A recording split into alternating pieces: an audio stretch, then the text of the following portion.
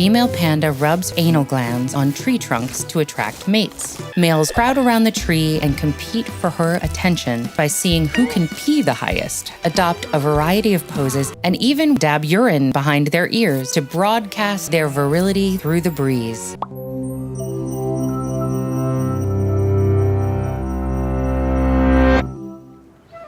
In the late 1930s, a grand panda drama unfolded at the Chicago Zoo. Sue Lin, who had been a media darling since she was a cub, passed away. Zookeepers were already in the process of procuring another female panda named Mei Mei, and they were determined to find her a mate before tragedy struck again. So when they acquired a prospective suitor named Mei Lan, it seemed their troubles were over. Magazines monitored their progress, and the public eagerly awaited the patter of tiny panda paws. But the wait dragged on. At first, headlines declared that Mei Mei was getting nowhere with her love life.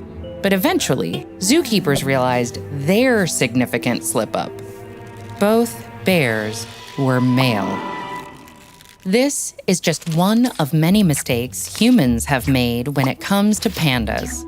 We've incorrectly classified them as raccoons, misrepresented them as cuddly vegetarians, and, since the doomed union of Mei Mei and Mei Lan, declared them as incompetent lovers.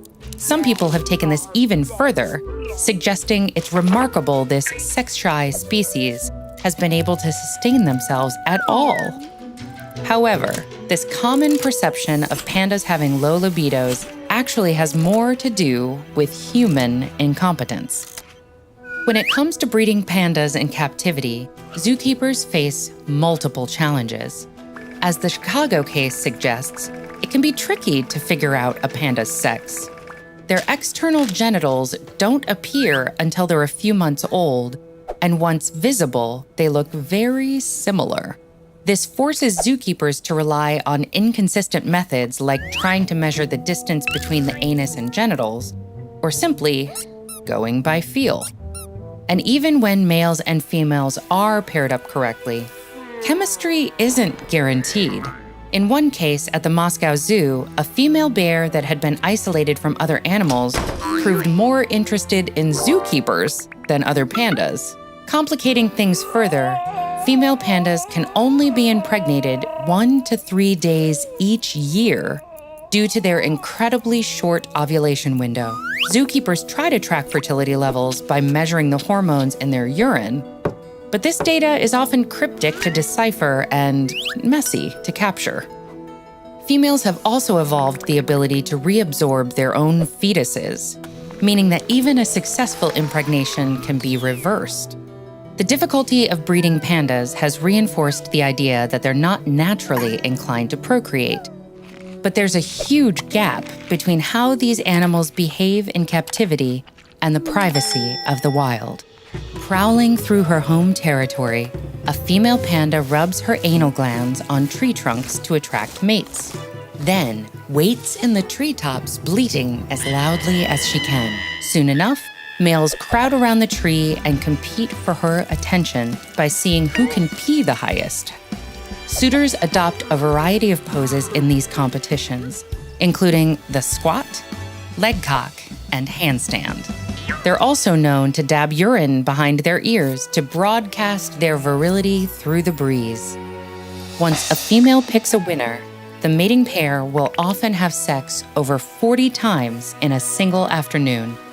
At these rates, you might expect panda populations to be booming, especially since panda sperm is incredibly potent. But females' short ovulation cycles and ability to reabsorb fetuses keep the population in check.